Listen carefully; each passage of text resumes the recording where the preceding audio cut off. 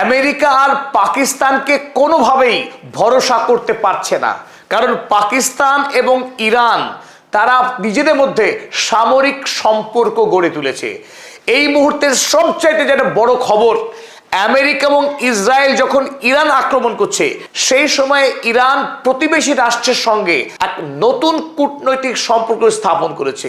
এতদিন পর্যন্ত পাকিস্তানের সঙ্গে ইরানের পারস্পরিক সম্পর্কের ব্যাপক অবনতি ছিল, অথচ যুদ্ধের মধ্যে হঠাৎ করে ইরানের যেগুলো ক্রিটিক্যাল সার্ভেইলেন্স এয়ারক্রাফট অর্থাৎ RC-13 ক্যাটাগরির লকহিড কোম্পানির ইরানের কাছে থাকা উন্নত মানের যেগুলো সার্ভেইলেন্স এয়ারক্রাফট, সেই এয়ারক্রাফটকে পাকিস্তানে উড়িয়ে এনে পাকিস্তানের সামরিক ঘাঁটি নূর খানে রাখার ব্যবস্থা করে দেয় খোদ পাকিস্তান। অথচ এই বিষয়ে আমেরিকার কাছে কোনো রকম তথ্য ছিল না। গতকাল হঠাৎ করে আমেরিকার সংবাদ সংস্থা CBS যখন এই খবর ফাঁস করে দেয় যে পাকিস্তান আমেরিকা এবং ইরানের মধ্যে শান্তি চুক্তির ব্যবস্থা করছে মধ্যস্থতাকারী রাষ্ট্র হিসেবে, অথচ সেই পাকিস্তান আমেরিকাকে ছুরি মেরে গোপনে ইরানের সাথে সামরিক সম্পর্ক চালিয়ে যাচ্ছে, অথচ সে বিষয়ে আমেরিকা পুরোপুরি অন্ধকারে। আর এই খবর আমেরিকাতে ফাঁস হবার পর স্বাভাবিকভাবেই ডোনাল্ড ট্রাম্পের উপরে নতুন করে সাঁড়াশি আক্রমণ শুরু হয়েছে নিজের দল এবং বিরোধী দলের পক্ষ থেকে, যে পাকিস্তান রাষ্ট্রকে ডোনাল্ড ট্রাম্প ব্যক্তিগতভাবে সবচাইতে বেশি নির্ভরযোগ্য রাষ্ট্র বলে বারবার দাবি করেছেন। মিডিয়েটর স্টেট হিসেবে পাকিস্তানকে সব থেকে বেশি নাম্বার দিয়েছেন ডোনাল্ড ট্রাম্প। এমনকি শেহবাজ শরীফ তো বটেই, পাকিস্তানের ফিল্ড মার্শাল আসিম মুনিরকে আমন্ত্রণ জানিয়ে হোয়াইট হাউসে তার অনারে নৈশভোজের আয়োজন করেছেন ডোনাল্ড ট্রাম্প। যে ডোনাল্ড ট্রাম্পের সঙ্গে আসিম মুনির এবং পাকিস্তানের প্রধানমন্ত্রী শেহবাজ শরীফের এহেন সম্পর্ক, সেই পাকিস্তান আমেরিকাকে না জানিয়ে সরাসরি ইরান যুদ্ধে ইরানকে সমস্ত রকম সামরিক সাহায্য করেছে। এখানেই কিন্তু ইরান তার কূটনৈতিক মাস্টারস্ট্রোক চালিয়েছে। আমরা গত কয়েক সপ্তাহ ধরে দেখেছি ইরানের বিদেশ মন্ত্রী সৈয়দ আব্বাস আরাগচির সাথে পাকিস্তানের ফিল্ড মার্শাল আসিম মুনিরের যে উষ্ণ বন্ধুত্বপূর্ণ সম্পর্ক, এবং এক সপ্তাহের মধ্যে সৈয়দ আব্বাস আরাগচি তিনবার সফর করেছিলেন। সেখান থেকেই কিন্তু একটি বার্তা পৃথিবীতে ছড়িয়ে পড়েছিল যে পাকিস্তান এবং ইরান তারা কেবলমাত্র দুটি প্রতিবেশী রাষ্ট্র নয়, তাদের মধ্যে গোপন একটি অর্থনৈতিক এবং সামরিক বোঝাপড়া তৈরি হচ্ছে। কারণ এই বলয়ে পাকিস্তানের সঙ্গে আফগানিস্তানের যখন সংঘাত তৈরি হয়েছে, আফগানিস্তানের তালিবান সরকারের সঙ্গে যখন পাকিস্তানের যুদ্ধ চলছে, সেই মুহূর্তে পাকিস্তান ইরানের সঙ্গে নতুন করে বন্ধুত্ব তৈরি করছে, যে বন্ধুত্ব চোখে আঙুল দিয়ে দেখিয়ে দেয় আমেরিকার কূটনৈতিক পরাজয়। আমেরিকার বিশেষ করে গোয়েন্দা সংস্থা CIA এর এটা বড় সড়ো পরাজয়। যে CIA দাবি করে পৃথিবীর যে কোনো প্রান্তের গোপন তথ্য CIA এর কাছে সব আগে পৌঁছে যায়, সেই CIA ঘুণাক্ষরেও টের পেল না যেখানে ইরানের RC-130 এয়ারক্রাফটের মতো গুরুত্বপূর্ণ সার্ভেইলেন্স এয়ারক্রাফটকে যখন পাকিস্তানের সামরিক সেনা সামরিতে লম্বা সময়ের জন্য রাখা হলো, আসা যাওয়া করা হলো, অথচ CIA খবরই পেল না। চলুন আমরা দেখে নিই আসল ঘটনা কি ঘটেছিল।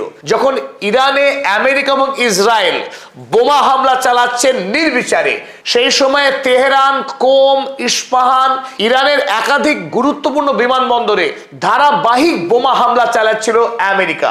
সুতরাং সেই সময়ে আশঙ্কা তৈরি হয়েছিল ইরানের কাছে থাকা কিছু অল্প সংখ্যক গুরুত্বপূর্ণ সার্ভেইলেন্স এয়ারক্রাফট সেগুলো না ধ্বংস হয়ে যায়।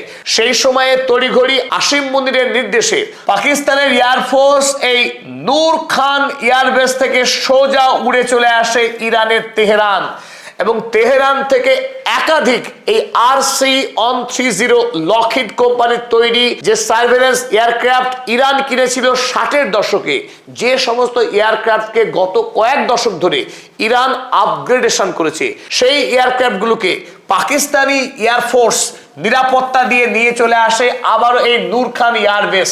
আপনারা ছবিতে দেখছেন এটি হচ্ছে নূর খান এয়ারবেস। এখানে অসংখ্য সামরিক প্লেন রাখা রয়েছে পাকিস্তানে। ঠিক এইভাবে এই সামরিক সামরিতে ইরানের প্লেনকে এনে রাখা হয়। চলুন আমরা ছবিটা দেখে নিই। এই যে আমরা RC-130 কথা বলছিলাম, এই হলো ইরানের RC-130 এয়ারক্রাফট।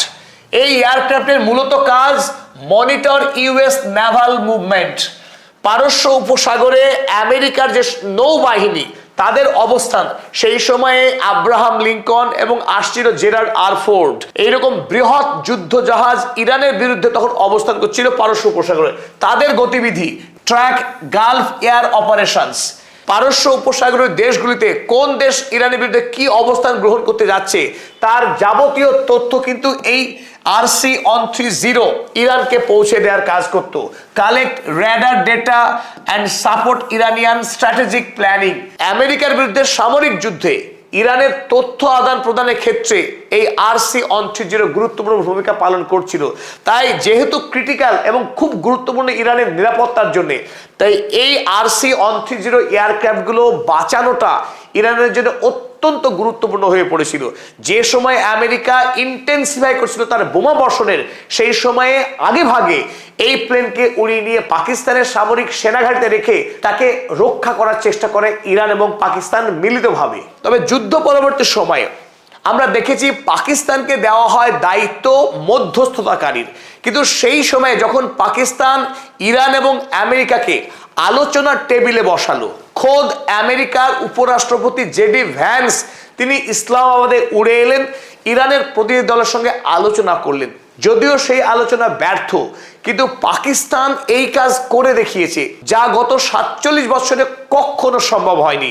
আমেরিকার উপরাষ্ট্রপতি পদমর্যাদার কোনো নেতা ইরানের সঙ্গে মুখোমুখি বৈঠক এর আগে কোনোদিনও করেনি। ঠিক আমেরিকা এবং ইরানকে যখন পারস্পরিক আলোচনার টেবিলে বসাচ্ছে, তখন কিন্তু পাকিস্তান এতটুকু ভয় পায়নি ইরানের সঙ্গে বাণিজ্যিক সম্পর্ক তৈরি করার জন্য। আমরা দেখলাম আমেরিকা যখন ইরানকে যুদ্ধে কাবু করতে পারলো না, পরবর্তী স্ট্র্যাটেজি হলো ইরানকে অবরুদ্ধ করে দেওয়া সামুদ্রিক দিক থেকে। সেই সময়ে পাকিস্তান ইরানের জন্য 6টি ট্রেড রুট খুলে দিল, 2টি বর্ডার ক্রসিং খুলে দেওয়া হলো এবং পাকিস্তানের 2টি গুরুত্বপূর্ণ বন্দর যথা করাচি বন্দর এবং গাদার বন্দর, 2টি বন্দর ইরানের বাণিজ্যের জন্য খুলে দিল পাকিস্তান। সেখান থেকে কিন্তু আস্তে আস্তে ছবি স্পষ্ট হচ্ছিল যে পাকিস্তান ইরান তাদের মধ্যে কূটনৈতিক সম্পর্ক ক্রমশ শক্তিশালী হচ্ছে। ওদিকে আরব বিশ্বের অর্থনৈতিক দিক থেকে সব থেকে শক্তিশালী রাষ্ট্র সৌদি আরব, তার সঙ্গেও পাকিস্তানের সামরিক চুক্তি রয়েছে। সেই সামরিক চুক্তির ভিত্তি হলো একটাই, যে পাকিস্তানকে অর্থনৈতিক সাহায্য করবে সৌদি আরব এবং সৌদি আরবকে সমস্ত রকম সামরিক সহায়তা করবে পাকিস্তান। পাকিস্তান মুসলিম বিশ্বের একমাত্র পরমাণু শক্তিধর রাষ্ট্র। স্বাভাবিকভাবেই এই মুহূর্তে মুসলিম বিশ্বের একাধিক রাষ্ট্র যখন ঐক্যবদ্ধ হওয়ার কথা চিন্তা করছে, সেখানে পাকিস্তান একটা এক্সট্রা সুবিধা পেয়ে যাচ্ছে। তুরস্ক কিন্তু এই দলে ধীরে ধীরে যুক্ত হতে শুরু করে। তাই আমরা দেখছি পাকিস্তান এবং ইরান তাদের মধ্যেকার পুরনো ভুল বোঝাবুঝি ঝেড়ে ফেলে তারা একে অপরের কাছাকাছি আসছে। এবং সবশেষে যে খবর বাইরে এলো, Noor Khan airbase was allowed for Iranian use, ইরানিদের জন্য পাকিস্তানের নূর খান এয়ারবেসকে ছেড়ে দেওয়া হয়েছিল।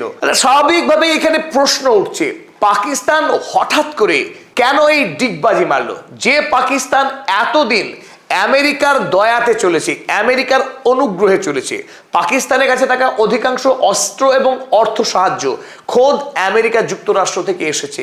সেই পাকিস্তান, যে পাকিস্তানের শেহবাজ শরীফ প্রধানমন্ত্রী হয়েছেন ডোনাল্ড ট্রাম্পের অঙ্গুলি হেলনে, যে ডোনাল্ড ট্রাম্পের ইশারায় ইমরান খান পাকিস্তানের প্রাক্তন প্রধানমন্ত্রী জেলে পড়ছেন, সেই আমেরিকার বিরুদ্ধেই পাকিস্তান আজ সম্পূর্ণ বিরোধী অবস্থান কোন সাহসে গ্রহণ করছে?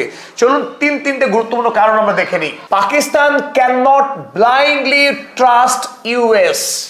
এতদিন যখন পাকিস্তানকে এই পৃথিবীর অন্য রাষ্ট্র বিশ্বাস করতে চাইতো না, তখন পাকিস্তান বলছে আমেরিকাকে তারা পুরোপুরি বিশ্বাস করছে না, কারণ আমেরিকা ইউরোপকে আক্রমণ করছে, তার গ্রিনল্যান্ড কেড়ে নেওয়ার হুমকি দিচ্ছে, কানাডাকে 51তম অঙ্গরাজ্য বানানোর দাবি করছে।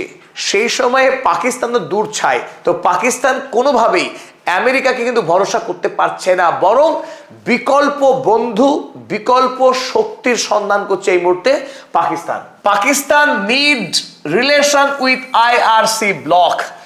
পাকিস্তান এই মুহূর্তে সবচাইতে গুরুত্ব আরোপ করছে ইরান, রাশিয়া এবং চীনের সঙ্গে সম্পর্ক তৈরি করার ব্যাপারে। যেহেতু পাকিস্তানের নিকটতম প্রতিবেশী, বর্ডার শেয়ার করে ইরানের সঙ্গে, সুতরাং ইরান তার কাছে গুরুত্বপূর্ণ। এবং চীন এই মুহূর্তে বাণিজ্য জগতে চীন অপ্রতিরোধ্য, অপ্রতিদ্বন্দ্বী। স্বাভাবিকভাবেই পাকিস্তান চীনকে বেশি প্রায়োরিটি দিচ্ছে আমেরিকার তুলনায়। এমনকি রাশিয়ার সঙ্গেও পাকিস্তান তার স্ট্র্যাটেজিক রিলেশনশিপকে আরো বেশি স্ট্রেংথেন করছে। তবে সব কিছুর কেন্দ্রে ঘোরাফেরা করে প্রয়োজনীয়তা। যখন পাকিস্তানের অর্থনীতি হাবুডুবু খাচ্ছে, দেশ জুড়ে ইনফ্লেশন, সেই সময়ে ইরান যুদ্ধের সময়ে যদি পাকিস্তান জ্বালানির সাপ্লাই না পেত, তাহলে এই দেশে কিন্তু অভ্যুত্থান হওয়ার সম্ভাবনা সব থেকে বেশি ছিল। কারণ পাকিস্তানের বড় অংশের মানুষ ইমরান খানকে জেলবন্দি করে রাখার জন্যে শেহবাজ শরীফ সরকারের উপরে রীতিমতো খড়গহস্ত।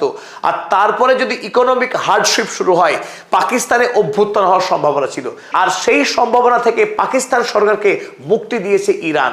কারণ Pakistan goat oil and energy security. ইরানের সঙ্গে এই বন্ধুত্বের কারণেই পাকিস্তানের বর্তমানে জ্বালানি নিয়ে কোনো রকম দুশ্চিন্তা নয়। সারা পৃথিবীতে যখন জ্বালানির দাম বাড়ছে, সাপ্লাই কমে যাচ্ছে, তখন পাকিস্তানের জ্বালানি সাপ্লাই অফুরন্ত। স্বাভাবিকভাবেই পাকিস্তান বর্তমান সময়ে দাঁড়িয়ে ইরানকে তার স্ট্র্যাটেজিক পার্টনার হিসেবেই বিবেচনা করছে। তাই সৈয়দ আব্বাস আরাগচি এবং আসিম মুনির, তাদের মধ্যে বন্ধুত্বের সম্পর্ক কিন্তু আরো বেশি ঘনীভূত হচ্ছে, তৈরি হচ্ছে নতুন সমীকরণ। আর ইরান পাকিস্তানের বন্ধুত্ব, এমনকি আমেরিকাকে অন্ধকারে রেখে ইরানকে সামরিক সহযোগিতা করা পাকিস্তানের পক্ষে আমেরিকার জন্য বড় দুঃসংবাদ।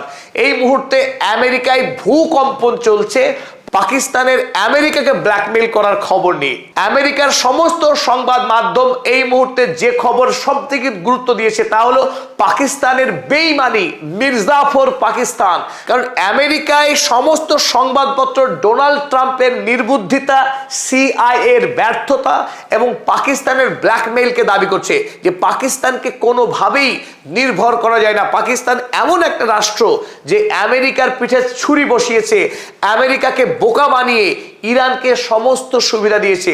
চলুন এই প্রেক্ষিতে আমেরিকার এইপ্যাক লবির অন্যতম গুরুত্বপূর্ণ সেনেটর লিন্ডসে গ্রাহাম, তিনি কি বললেন।